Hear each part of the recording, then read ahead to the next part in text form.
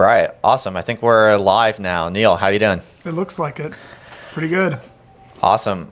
So yeah, welcome everybody. We were invited to do this call together, Neil and I think because we both have history as professors in the traditional university, and we've both also, in our own ways, navigated beyond that as well. And we're both obviously deep into the Urbit world. Neil, of course, is the main instructor in the Urbit world. He does the Hoon School and other educational enterprises, building up the Urbit developer talent and community.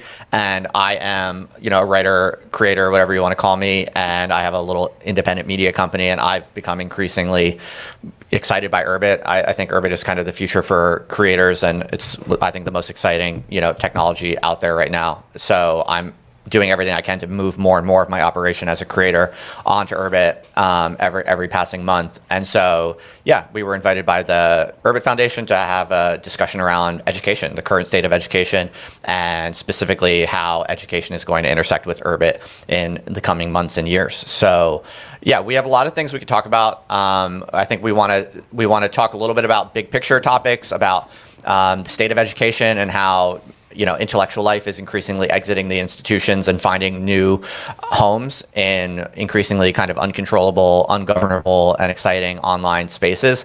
But we also want to talk a little bit about, to the developers out there today, whether it's junior developers or even more senior Urbit developers, about, the role of education and possibly the future of running online courses on Urbit, the different types of software that will have to be built, and, why we think this is like a really exciting avenue for developers as well. And so we'll try to give some signposts to people who are building on Urbit to like what we think would be the most important and valuable stuff to be built, in the shorter term for people who are interested in the education space. So yeah, I think that's how I would kind of think about this. Neil, anything you want to add to what people can expect in this conversation? I think that's good. I'd like to talk a little bit about where we've taken Urbit education to this point and what we're planning coming up in the relatively near future, before we break out into really big picture, blue sky kind of thinking about what we can do with education here.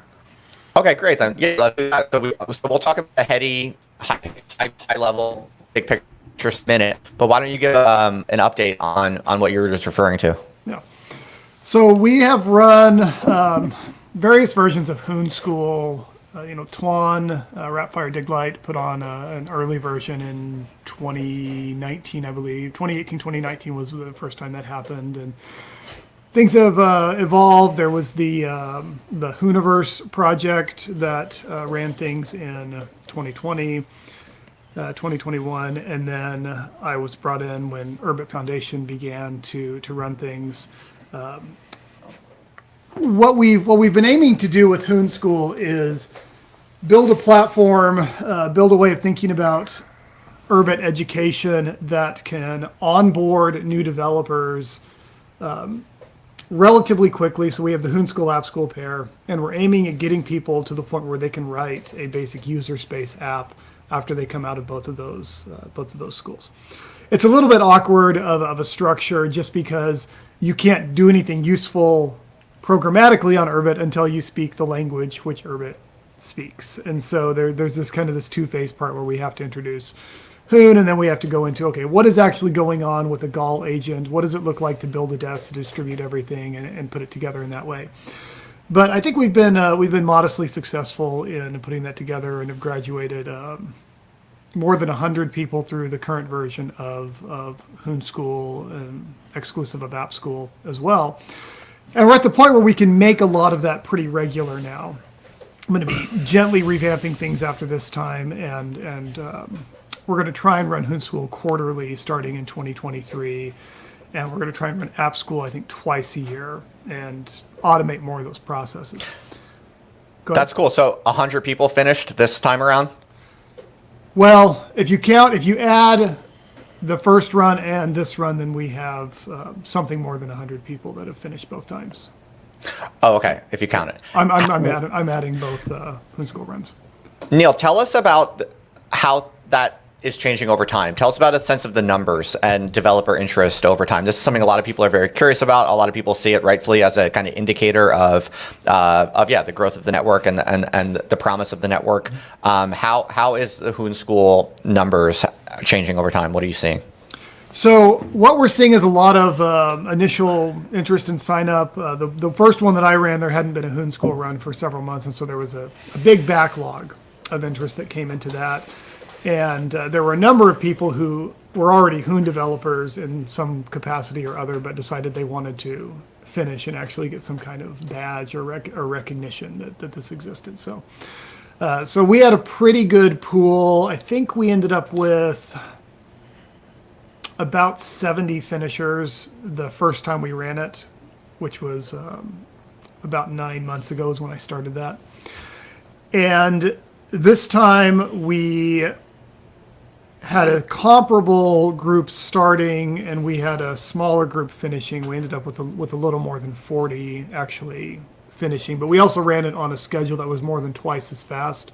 So right now I'm dialing in like what's the right periodicity for lessons and everything, and I think I've got it figured out, and we'll get that squared away next time. To maintain momentum but not overwhelm is the main challenge there. So as we look at the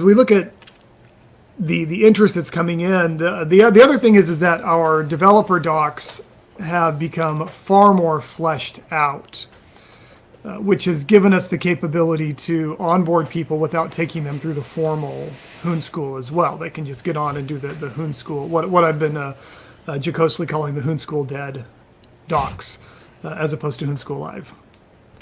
Right on. So I can speak to this a little bit because I did Hoon School this time. I actually did it the first time around that you referred to. I did it and I got busy. I got too busy around like week 3, so I stopped submitting the homeworks then. This time I went into it with, guns blazing. I was like 100% committed, and I remained 100% committed the whole time. I'm sad to report to my followers, that I did not become an official finisher this time around, but I did work very hard, and I did stick with it to the bitter end. I just ran out of time and I got busy, so I did not submit all the final homeworks, but I did go through it deeply. And I mean, I feel going through it that it's really just not as hard as people make it seem to be. It's like such a meme that it's like so esoteric. It's so hard to learn. I mean, I'm not that smart. I don't have a really powerful programmer type brain. I'm more of a word cell than a shape rotator, as it were. And I made it through like the first 5 weeks really without much problem. I completed the FizzBuzz exercise, which is like the infamous like interview question, the coding interview question for job, for job searches. So if I could do FizzBuzz and Hoon, in 5 weeks while working full time on a bunch of other things, to me it's like I feel like that's enough to kind of put this meme to rest. That it's so esoteric. Oh, it's so hard to learn. What do you say to that, Neil? Like, how do you feel about that meme? So we're getting to a point where we have enough information from our students and our participants that we can start to pick out what the good, what I'm going to call the bright line ideas are. The ideas that until you get them, you're going to struggle. But once you get them, a lot of things become very clear for you. And this happens everywhere in education, and some platforms like physics education have this dialed down to an art. Chemistry education has this done very well. Math education, in some regards, has this right, but it's been struggling a little bit in others. But what we can say, for instance, is that if someone finishes homework 5, their chances of finishing Hoon School are close to 100%, which is an interesting phenomenon. It tells us that whatever's going on in lesson 5 is one of those bright line ideas. So if I go look at what lesson 5 is subject-oriented programming, and this is when we start expanding the idea of a core to doors and more general abstractions on this idea that we had. So now I can go back around and I can say that is an idea that I need to spend an enormous amount of information getting perfect in communicating to people, because if I can communicate that to people, they get it. They can do the rest of it once they have that under their belt. And so that's the next thing to get right, is how do you understand course in the most general sense? There are also some people in the chat saying, oh yeah, I failed Hoon School a few times. I failed Hoon School a few times. But I think that this is actually a good point because when I did it the first time, like I said, I failed out. I didn't fail. I just stopped doing the homeworks at week 3. This time I stopped doing the homeworks at week 5 or 6. I forget which one. And my intention is to do the next Hoon School, and by then I should, on this trajectory, I should become an official finisher the next Hoon School. And I feel like that's totally fine, right? If it takes you a few cohorts, there's nothing wrong with that. Sometimes you just have to spread things out and learn over time. And I think that's like a perfectly fine plan for people who maybe are not super good in that part of their brain with like programming. Maybe it takes you a bit more time than other people, but just do a few cohorts and then you'll get it. And nothing wrong with that. Well, one of the things that we're going to change going forward, Hoon School will remain relatively the same as it is. There's always polish we can put on and ideas we can explain better, but we're also going to start doing more reaching out to senior developers in other languages and on other platforms. And I think we've got enough under our belt to convince them that Hoon isn't the scribblings of a madman on the wall, that like APL, it forces you to think differently about the way that you're constructing code, but that this is a valuable and efficacious way of constructing things. And so we're going to start putting together some materials to try and bring in more of that cohort as well. Largely, I think Hoon School has been populated by enthusiasts, right? People who like Urbit and they want to learn how to build things on Urbit. And that's absolutely fine. And we want to find them bounties and we want to find them jobs and we want to give them ways to contribute to the community. But we also need to, as we mature as a platform, we need to bring on board developers from other languages who will bring in their tools, their perspectives, their approaches and insights and so forth, and figure out a way to reconcile that with what Urbit is trying to do. Actually, the thing that occurs to me in this connection is if you've ever dealt with the various branches of ancient anthropology and archaeology, classicists, for instance, Greco-Roman scholars, tend to be very ecumenical, and they will study Hittite, and they will study a lot of the Linear B and a lot of these other languages and cultures that are around the Mediterranean, Etruscan and what's going on in Carthage and so forth. They like to draw patterns and draw connections between things. There are other groups, Sumerologists and Egyptologists most notably, who tend to not do this. They don't like to learn languages outside of the admittedly extremely difficult languages they're learning, but it means that their fields tend to be a lot more of a field of inside baseball, where Egyptologists talk to Egyptologists and study Egyptian at various ages and maybe study Coptic, but don't necessarily go out and study Greek or Latin.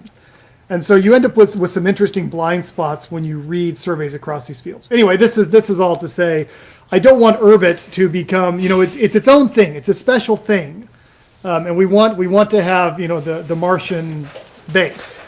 But we also have to recognize that to make this work, we're going to have to become evangelical back to the broader programming world and show them ways that we can succeed in interface beyond perhaps what the early vision of Urbit was as a completely isolated system. Right. Well, I think I see one interesting path where Hoon School and App School become something very, very unique and powerful because Urbit has this very unique property or feature that if once as we start to run courses on Urbit, not just Hoon School, but also other more general interest courses, I fully suspect that soon enough, Urbit will be a very attractive platform for just normal course creators who want to run independent online courses. But as we start to see courses being built on Hoon School, on Urbit, Hoon School will obviously be kind of the tip of the spear here.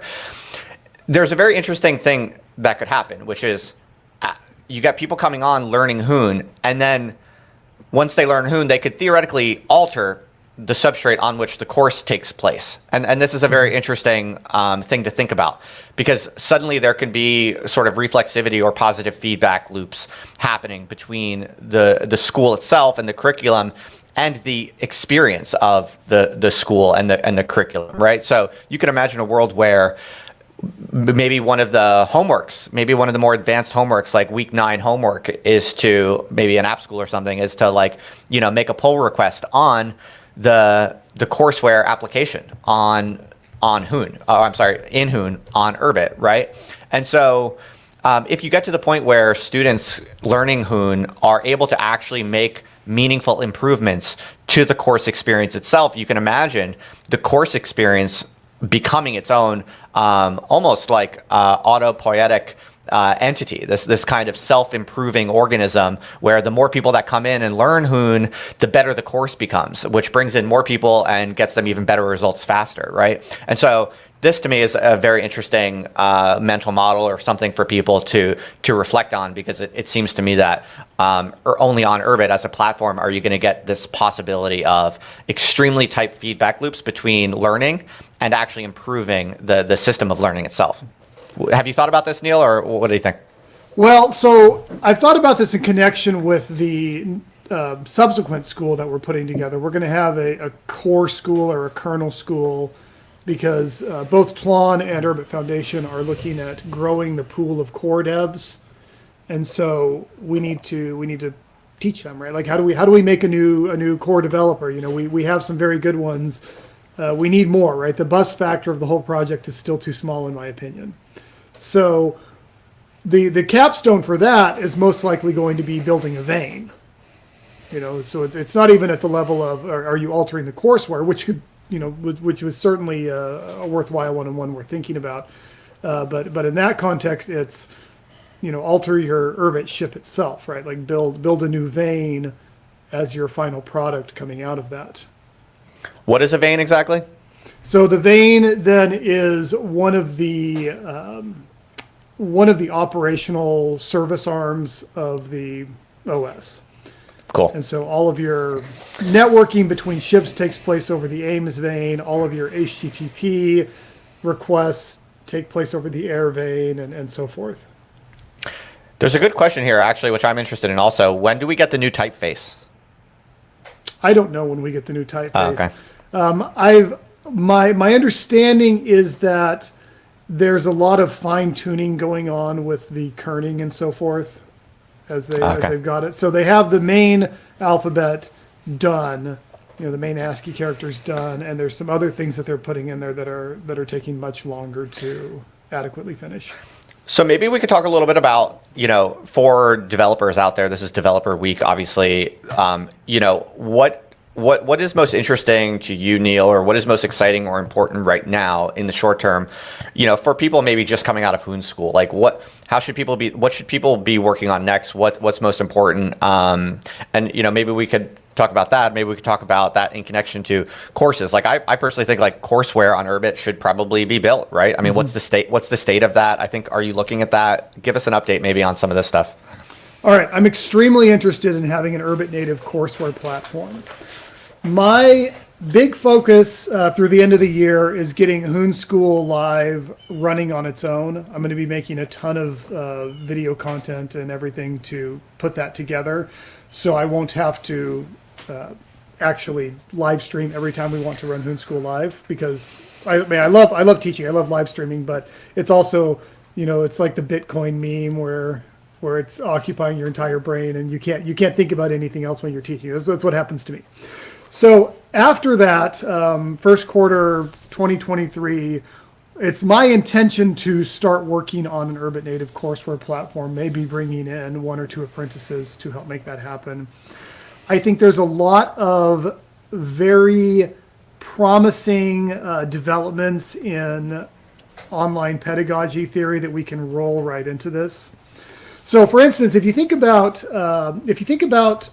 what you're building, not as a Hoon School courseware, which, you know, it should be, but as a general purpose courseware tool, then you start thinking about things like a Duolingo type experience. I mean, we can have Duolingo for Hoon tomorrow.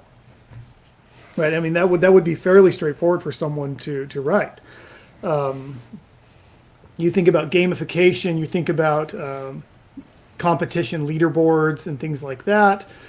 We have tools that are available now that were just rolling out even when I started the last cohort of Hoon School, like the choral explanations. So now we have the quorum tool. Choral explanations are, I think, one of the single most important innovations of the internet for learning. So these are things like Stack Overflow and Quora. Quora, unfortunately, seems to have kind of gone to pot. But there was a golden age for Quora when it was very, very useful. And Stack Overflow has maintained that a little bit better, except that there's been a lot of bit rot in Stack Overflow as well. But the idea of choral explanations is someone asks a question, and not only can one of the responses be marked as the answer, but everyone can continue to vote indefinitely on what they find to be valuable. And so it's sort of like Rotten Tomatoes, where you can get the critic score and you can get the audience score on anything that's going on. Like, so you can see what is actually valuable and what's being told me here, as well as I'm getting multiple explanations.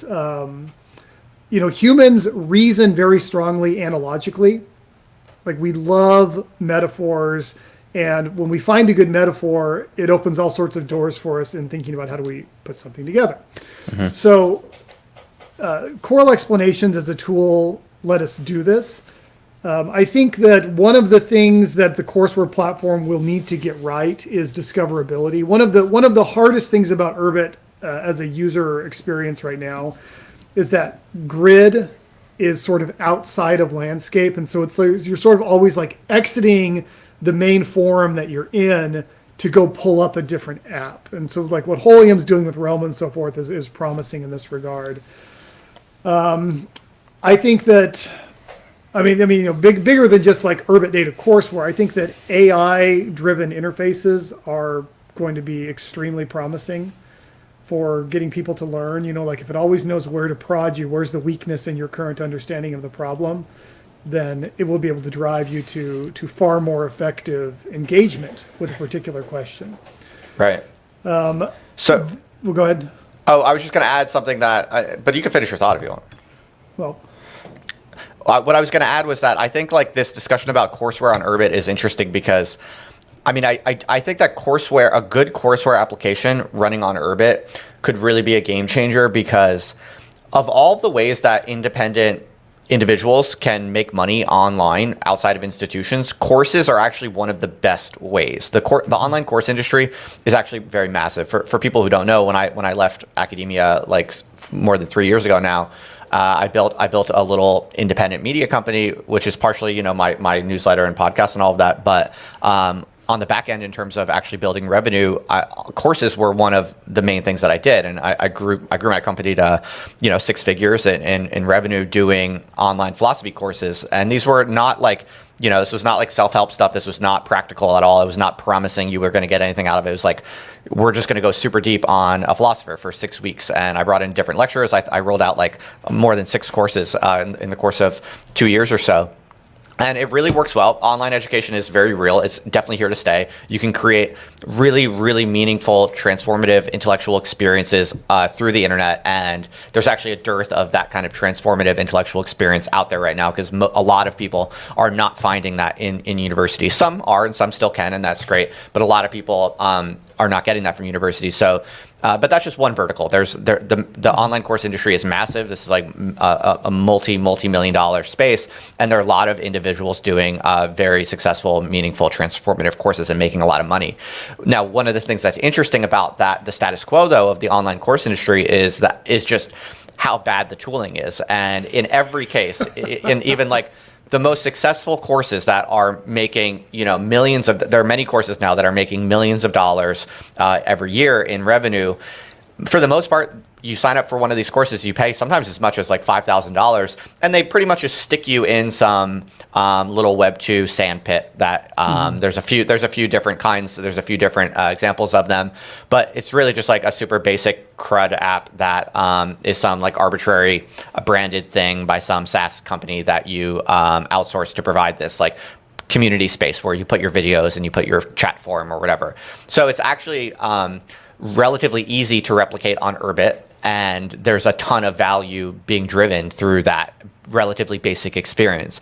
So to me, this looks like something that is just begging to be disrupted by Urbit, because it's a high leverage play. Like, individual creators can make real businesses doing this, and it's really valuable, meaningful experiences that are created and transmitted, but the tech is not that sophisticated. What's required is not that sophisticated. And so to me, that's a very killer combination for Urbit, because it means that you can actually build an app that allows real people doing real things to move on to Urbit and make their bread and butter, make their income, make their business on Urbit, and possibly exclusively on Urbit, because this industry is very real, and it looks like it's just continuing to grow. So that's just some data points and some kind of context from where I'm sitting that makes me think, like, for developers out there and for people listening to this, I think like building courseware is a very, very promising thing to focus on.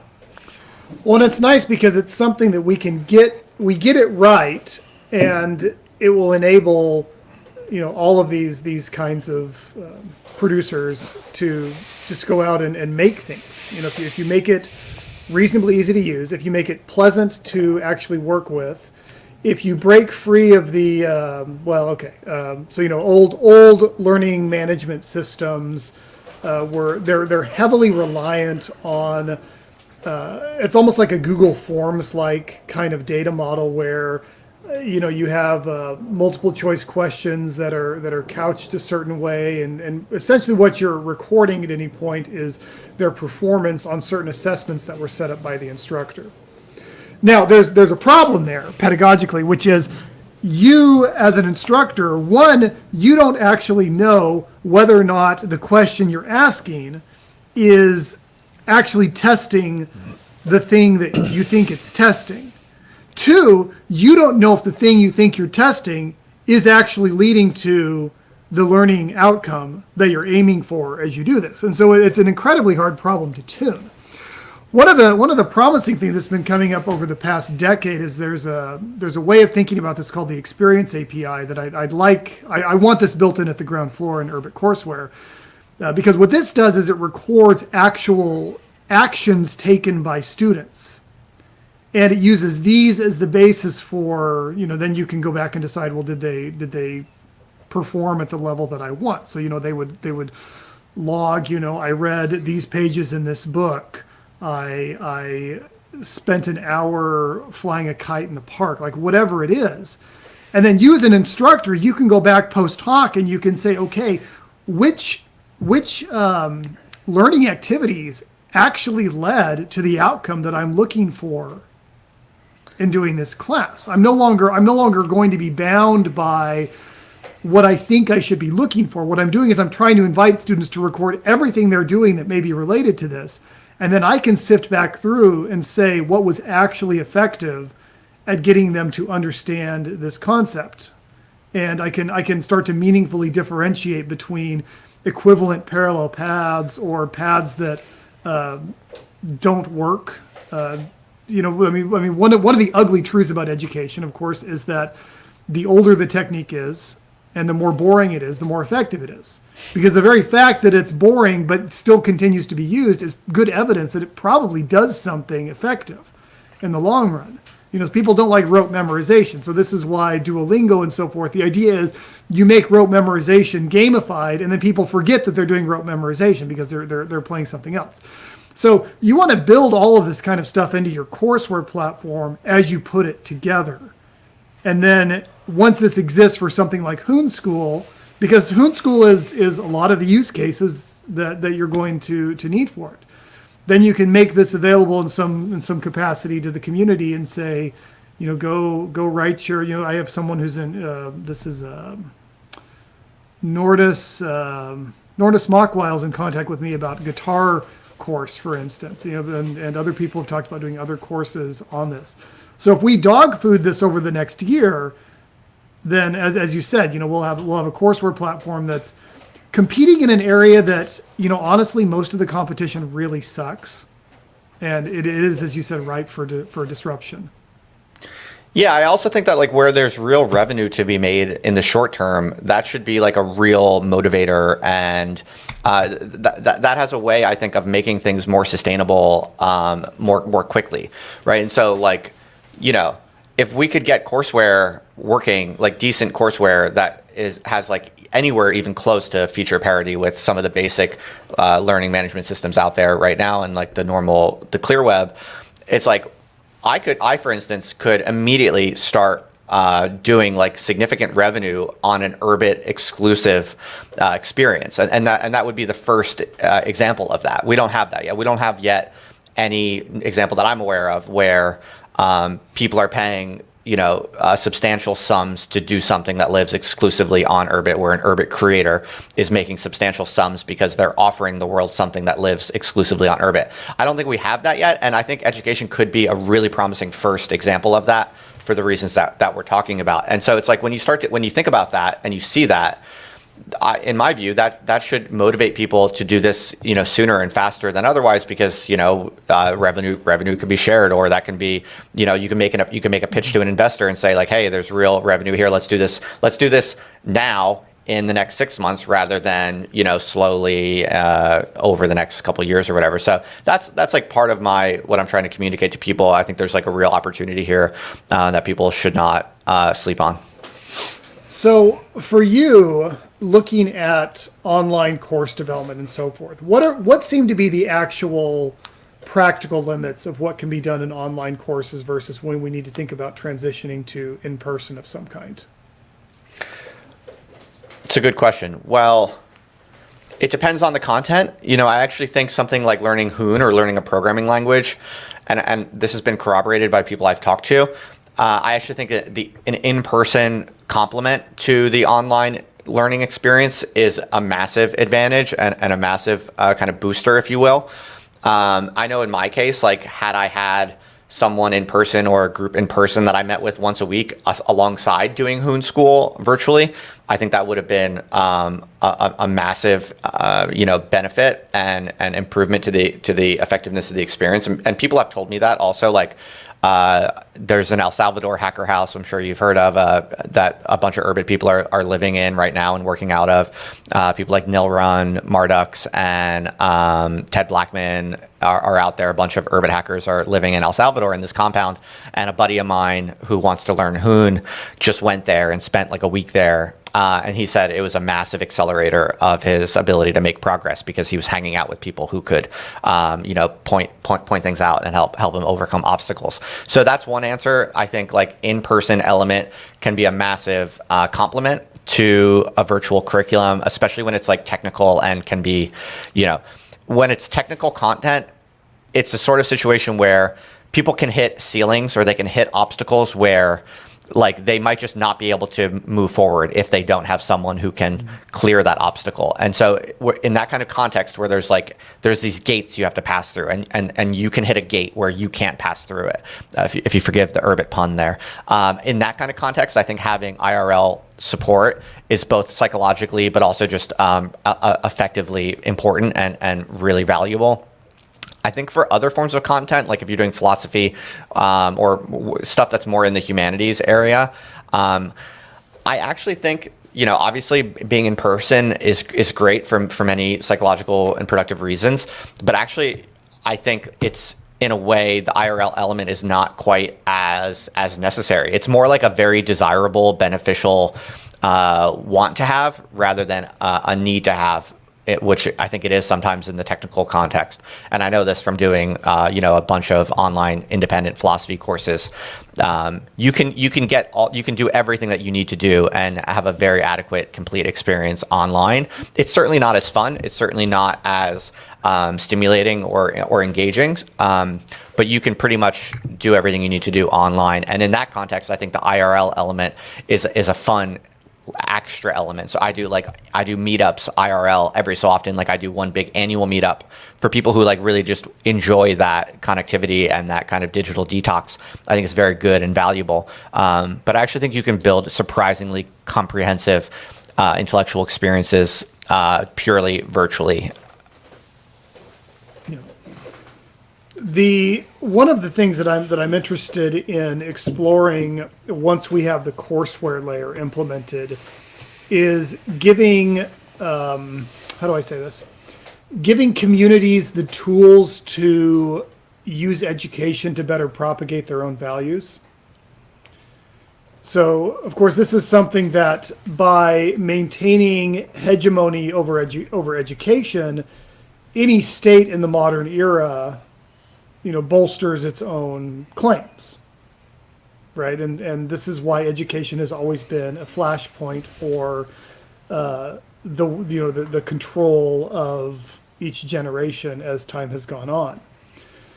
Now, we're a long way off from an Urbit, a planet in every classroom, say, but we can definitely start to see how this fulfills part of the telos of the internet, as allowing people to build and express and explore ideas without the strong external conditioning of a centralized entity in enforcing this.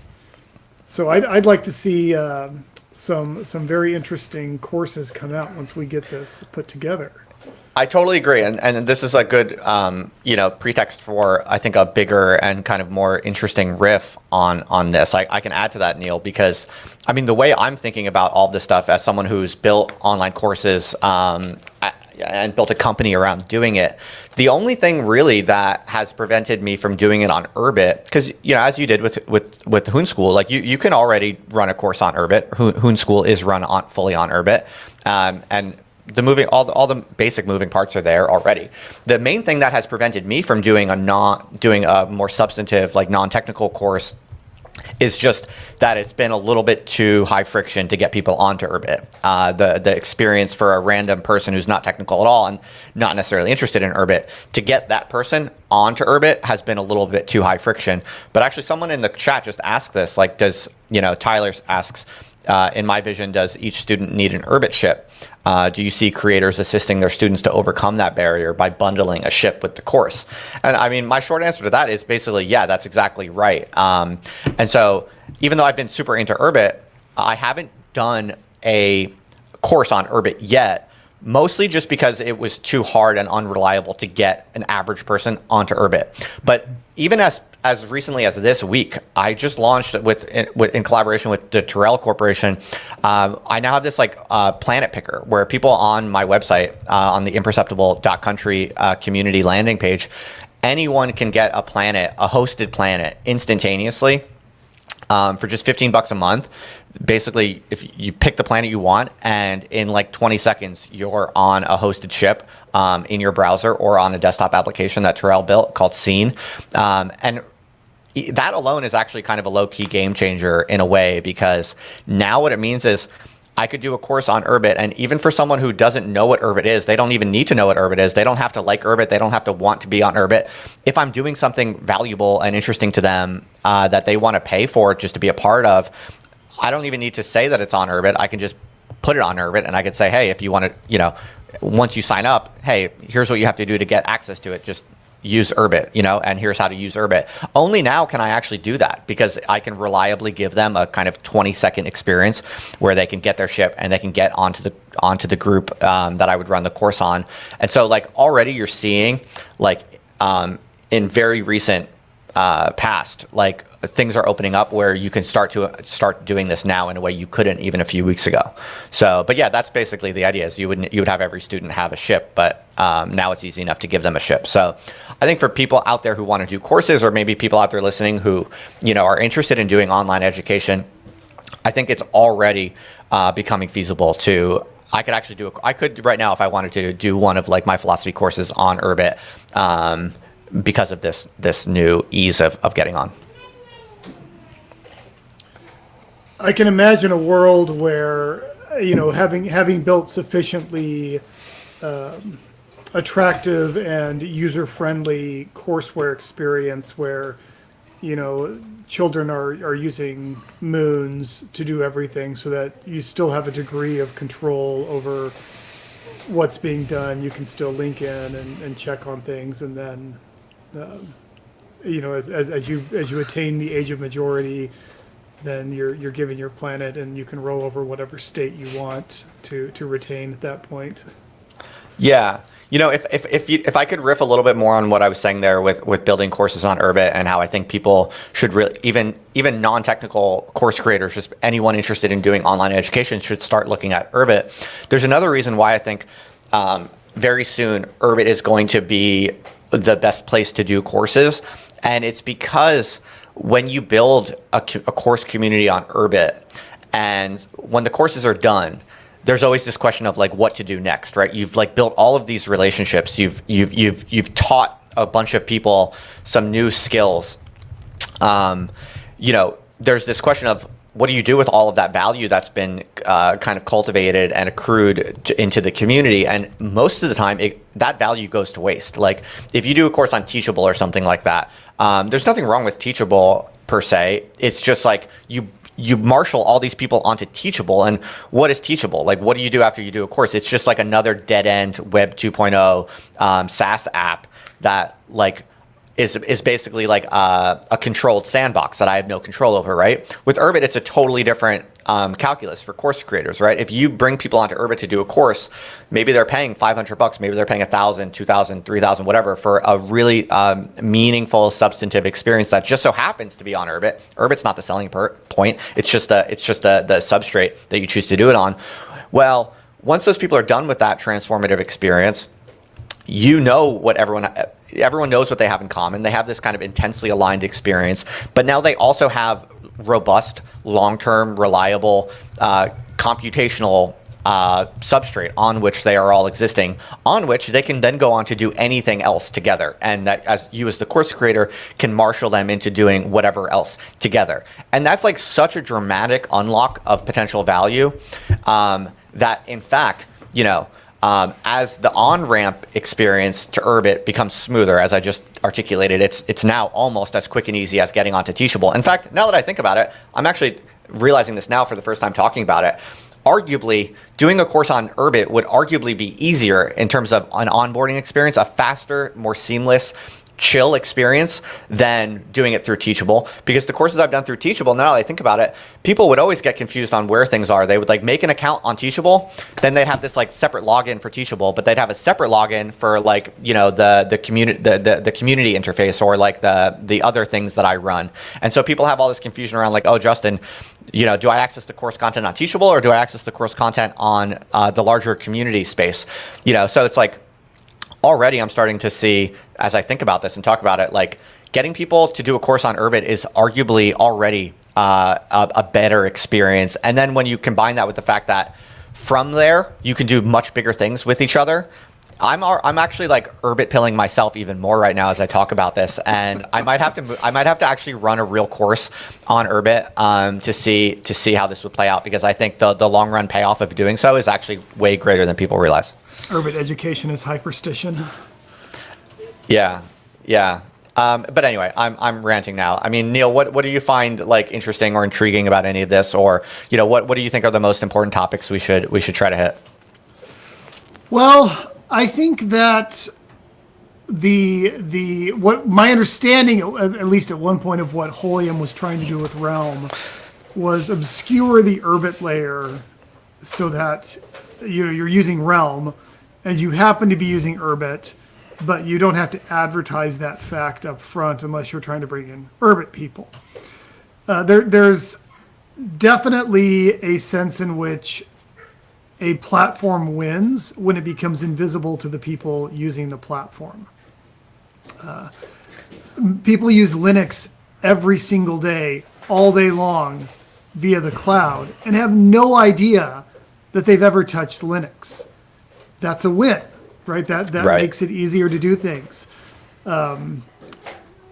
Building cohorts of people that know each other, that are friendly to each other because of the shared experience of going through a course in a particular context is really valuable. It's just that most platforms don't have a natural way to capture and maintain that momentum.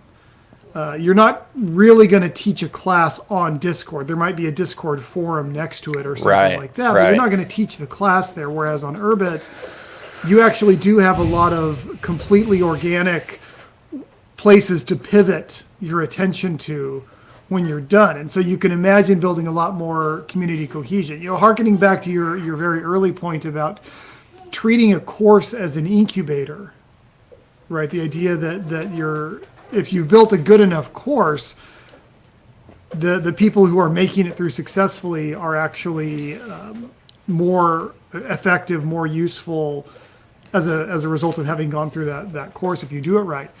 I think that Urbit Foundation is very consciously thinking of Hoon School as a sort of loss leader, right? Like, I mean, it's an investment, right? It's a bring people in. We could charge for Hoon School. We could do it other ways, but the idea that we have is to bring people in and then hook them into the ecosystem. I mean, it's funny, we want people to work on things, but it's also kind of like we're giving away money.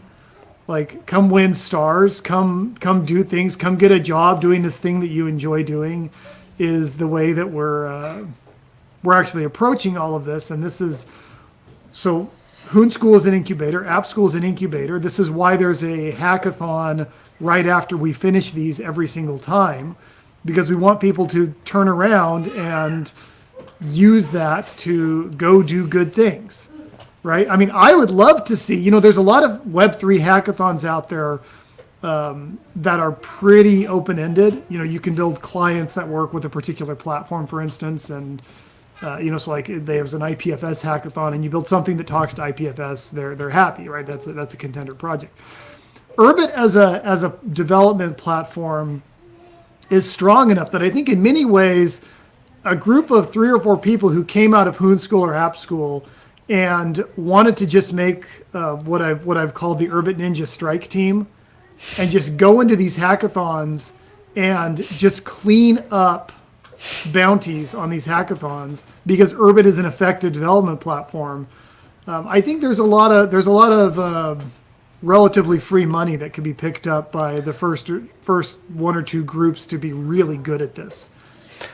Yeah, I think that's a really interesting point. I like this direction. Something I would add to that is I think that right now there's a lot of developer talent that needs a little bit more help getting to a more proficient level, but the energy is there, the eagerness is there, the interest in doing so is there. There's a lot of room right now, I think, for people to play kind of coordinating roles, basically, because the foundation's doing a great job, but there's still so much more that could be done in terms of like everyone could chip in and participate in like finding coordination opportunities, right? Because there's a lot of developers like junior devs, people who just got out of Hoon School 1 or whatever, who maybe they need a little bit more help. And they're not sure what exactly to work on, but they would love to work full-time on a company or do something like that. It's like I sense that there's a lot of that around there, and I feel like people should see that there's a massive opportunity there, and like more people, different stakeholders and different players in the ecosystem should think about doing like some more like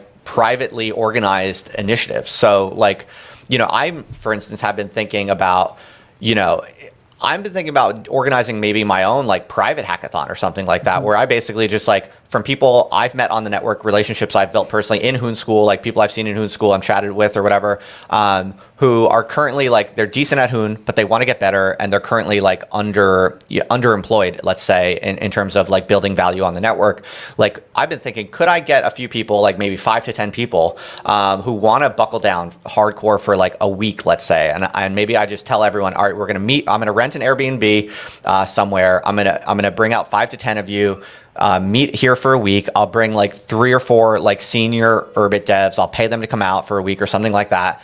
And we'll do a kind of like in-person little incubator / like Hoon School, like, accelerator type thing, and organize it privately and make some product come out of it, right? Like if the way that 1 week thing cashes out is at the end, there's a new app that exists on the network, which is like a really valuable thing. Suddenly you can really start to imagine how this kind of thing would become financially sustainable, right? Because there's going to be investors interested in that. There's going to be startups interested in harnessing and harvesting that talent and that energy, right? So I think like we're really on the cusp of a really interesting kind of takeoff moment where lots of different players can just basically take the initiative to organize and channel and harness like all of this Slack energy in the system, because there's more energy than there is financially viable reproducing like projects at the moment? I think a couple of thoughts in response to that. One is I would very much like to see, facilitate, run, like whatever it takes, a boot camp, like a proper Urbit boot camp of several weeks, intensive on site. We are going to put you through this and turn you into a phenomenal developer within this platform. I don't know that Urbit has been mature enough for that until fairly recently, but I think that's something that we could talk about, having that kind of event in the summer of 2023, and I think it would work very well. The other is gone, and I forgot about it, and I will see if I get it back. So for this kind of boot camp, because I think honestly a lot of people want this. Like I get emails all the time from people like saying they're a developer, they want to start learning, they want to get involved. Maybe they did Hoon School, maybe they haven't yet. But there's just like I think having a IRL group experience where you can go for an intensive on site somewhere with expert Hooners would be like it could be a really game changing type of event to run. So if we both are interested in this, let's riff on this. Like how long do you think it would need to be? I think you just referred to like several weeks at a time. Is that really would it have to be that long? Well, if you're building, this is the other thing I was going to say, which relates to this, which is it's not just product. It's building a viable entity that has a game plan for making money that has to come out of this too. And so if you're going, so there's one kind of thing where you get everyone together for a week and it's all Hoon all the time, drink from the Hoon fire hose and put out a Gall app at the end. And like you've built something and that thing is valuable. There's another kind of thing where you do more like a Y Combinator style, like an intensive thing where you're actually trying to get people to not only build the product, but to form a financial plan to make money off of this product and to put together the company in the way that it needs to be done to make this happen. I would actually like to catch some of the groups coming out of our hackathon and bounty and grant efforts. There are some very functional groups that are coming out of those. I would like them to persist. But part of getting them to persist is making it an economically attractive proposition for them to do a startup. Right. Money's a little bit scarcer now, but on the other hand, anything that survives or comes out of this financial winter we're in is real. So it's a very strong signal that Urbit and people building on Urbit survive this kind of environment. Totally. It seems like people in the chat are liking this. People are agreeing with this.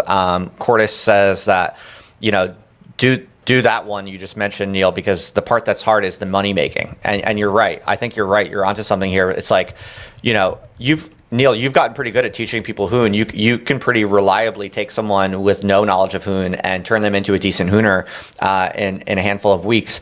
But what there's not much kind of guidance or structure on is how do you channel that into financially viable operations. And so, yeah, this is something I've been thinking about. I mean, people should obviously like reach out to Neil, reach out to me, reach out to whoever, but get in touch with us because I think like I've actually been thinking about maybe doing something like this, maybe in Austin, maybe at the El Salvador house. I'm vaguely kind of thinking about doing I was thinking about it more as like a 1 week thing with like the way I was thinking about it is I would kind of spec out like a product or like a company, the MVP product of a potential company, basically bring out a bunch of people to El Salvador or Austin or whatever the case might be, bring out a few skilled Urbit engineers. And I would basically kind of play like product manager or whatever. And I would spec out what should be done with my sense of like, product and my sense as a user. I would kind of be the target market. So I could speak to that. And within like a week's work or maybe 2 weeks work, we would actually be able to form a company or something. So yeah, I mean, I don't know, reach out to Neil or reach out to me if this is something you're interested in, because I think whether it's me or someone else, like this should happen like now, I think. Well, that's a strong place to end with the exhortation to go forth and come for the education, go forth for the money. Okay. Was there anything else you wanted to talk about? Or I think we have a few minutes. I think we're supposed to fill up the hour, but Do you have any parting thoughts? What are your kind of like main things you want to leave people with, or calls to action, or what's most important to finish off on? Well, there's going to be Hoon School and App School again in early 2023, and there were some banners about this, but we do have dates for those yet. So March 22nd, and I think App School's in January, January 25th. So we will get those going again. So if you want to build something, come learn how to build something, or just go on the site. That's fine too, and go through the tutorials and learn how to build things there. And think big. I think we're both Urbit pilled enough in here to say that you, like, however big you're thinking about Urbit, you're not thinking big enough is fairly true. I've got an old, I'll have to go dig it up. I've got an old Twitter thread about Urbit fulfilling prophecy that, but think about building groups, building companies, coming out of this with a way forward. And especially, we need to start having the conversation in more spaces on Urbit about how are we going to successfully monetize what we're doing. I think it's clear that apps alone, app distribution in most cases is probably not going to be directly monetizable unless you have a client-server kind of relationship where you are able to gate access. But there are a lot of services and so forth, probably enterprise level services and everything that over the next 5 years or so we'll be building out things like this. So, cool. All right, awesome. Thank you. Well, thanks, Neil. Thanks for talking with me. I hope this was interesting to people.